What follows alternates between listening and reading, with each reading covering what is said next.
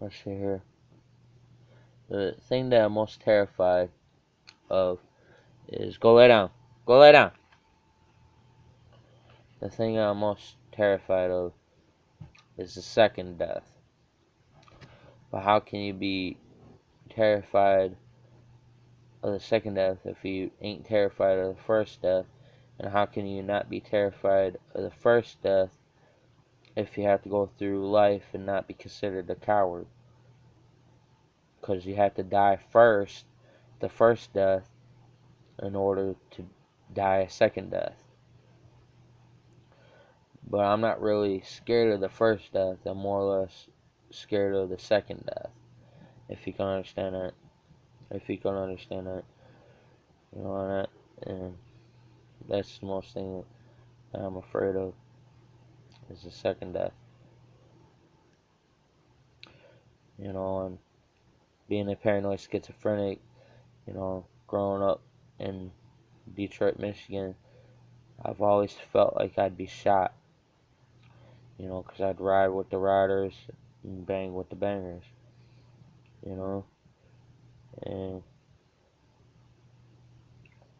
you know, live that life. You know, I'm a paranoid person, a very paranoid person. I think people are out to get me and stuff like that, and everywhere I go, I think everybody's undercover, but that's because of the life I lived. The life I lived, you know, and I think everybody's a cop and whatnot, and somebody's gonna turn me in or something like that. You know, that's just the way I live because of where I grew up. You know, and where I grew up is in the ghetto of Detroit, Michigan. You know, and you can die over $1 bill. You know, and you tell on somebody or something like that from up there, you can get your whole family killed. You know, your whole house cocktail, shot up, door kicked in, everybody shot in the head. You know, and that's the life I lived growing up in Detroit, Michigan. You know, and everybody wants to claim they're from the ghetto, but don't know what it means living in the ghetto. You know, not knowing if tonight's gonna be the night that you die. You know, and I'm just paranoid that I'm gonna die because that is the life I lived. You know, that's the life I lived, and I grew up around people that, you know, drug dealers and people like that. I grew up around the corner from a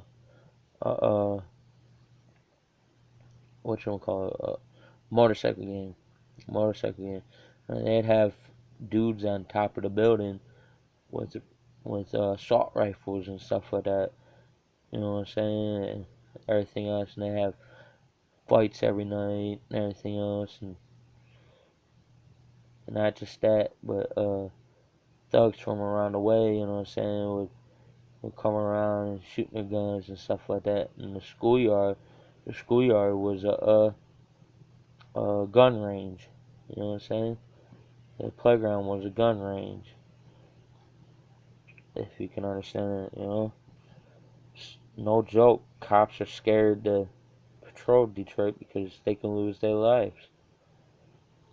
You know, get their whole families killed and stuff like that. Cops themselves can get their whole families killed. You know, mess around in Detroit. You know, ain't no game. All these people thinking it's a game. Can get your whole family killed. You know, it ain't no game. And then they wonder why I'm crazy and stuff. You know, I had to watch what I did at all times. I had to watch what color shoes my shoes were. I had to watch what color shirt I wore. I had to watch where I walked down. I had to watch my back non-stop. Not only because I was messing with the riders, but I banged with the bangers. You know, gangsta entertainment. You know, what up, Detroit? And it's, you know, I always felt like I'd be shot and stuff like that. You know, I've been shot at and everything else. And I don't know.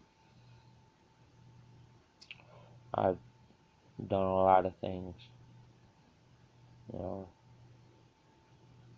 beanies, robberies. That life ain't, don't need to be glorified the way I look at it. And all these little suburbians want to glorify the ghetto. That's not the life that should be glorified. That's not the life that should be glorified. That's the way I look at it. That's why I'm paranoid. And that's the reason why I'm a paranoid schizophrenic now. Everybody is 5-0. Everybody is going to turn me in. Everybody, I'm paranoid at everybody because you don't know who it's going to be that's going to take out you and yours. You never know who's creeping around the corner.